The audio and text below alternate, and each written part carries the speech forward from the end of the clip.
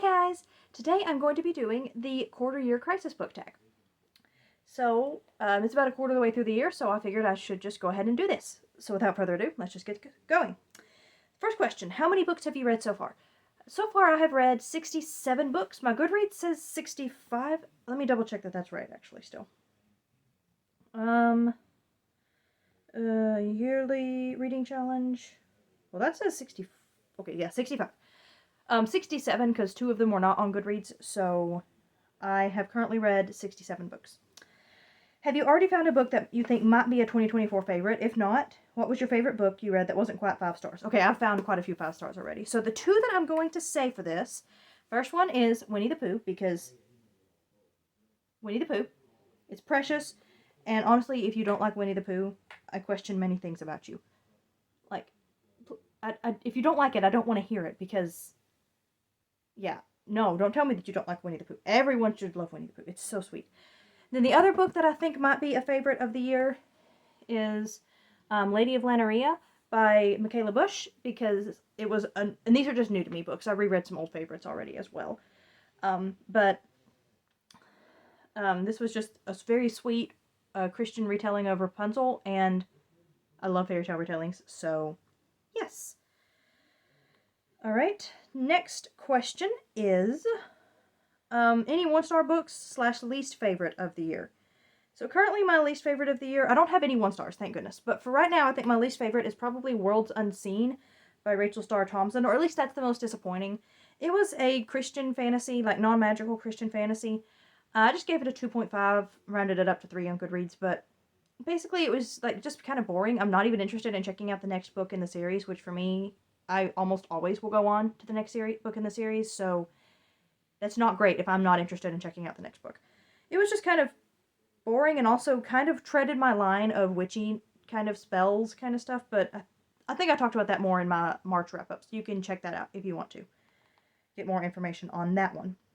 All right, most read genre so far, and I didn't check this, but I think it's probably like historical romance / fairy tale retelling, because I reread, let's see, of those 67, how many of those are Melanie Dickerson rereads? Like, let's see, I think, yes, 16 of those were Melanie Dickerson rereads, plus I had 3 other retellings that I read. So yeah, retelling might be my most read genre, if not just historical fiction generally. Alright, a book that surprised you.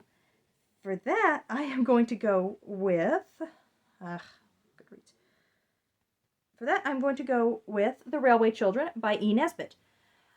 I didn't know what I expected. I did not expect something this sweet and precious. It was so good, y'all. I highly recommend The Railway Children and The Story of the Treasure Seekers. I gotta read more E. Nesbitt because I loved those. Both of those so much. Alright, a book that's come out in 2024 that you want to read but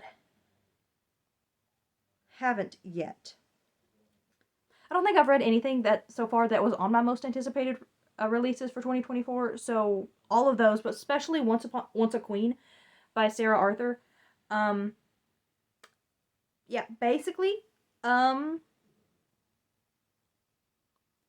it seems like it's Susan Pevensey, which means I have to read it, because, as y'all know, if you've been here for any length of time, Narnia is my thing. So if this is like a Susan Pevensey, like Susan post-Narnia, like all grown up, if that's what this book is, then, like, I need to read this book. I have to read this book. So yeah, that is probably my most anticipated read that I haven't read yet. Which, again, all of the ones that were in that video are still books that I need to read because I haven't read any of them yet. Alright, what is one goal that you made that you're succeeding at?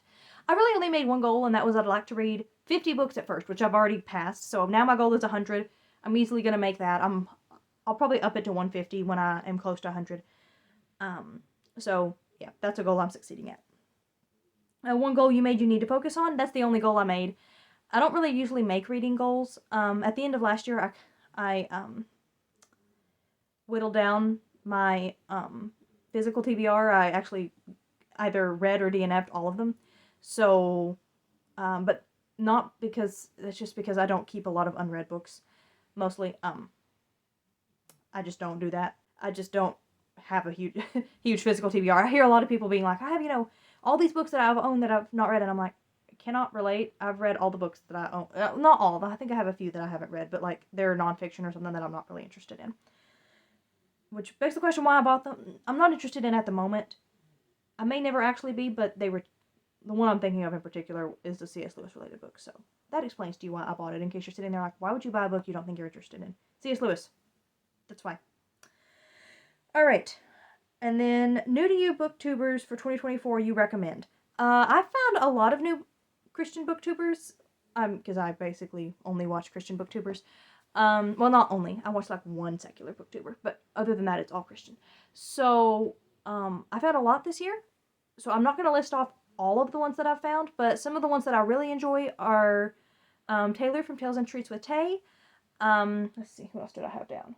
Katie from Paperbacks and Ponytails, Anne from In Search of Wonder, Reese from Writing Songbird, Carmen from Carmen Janae, Kat from Cat Stories. So there's just a few.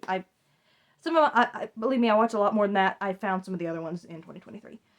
All right, so that is the end of that tag.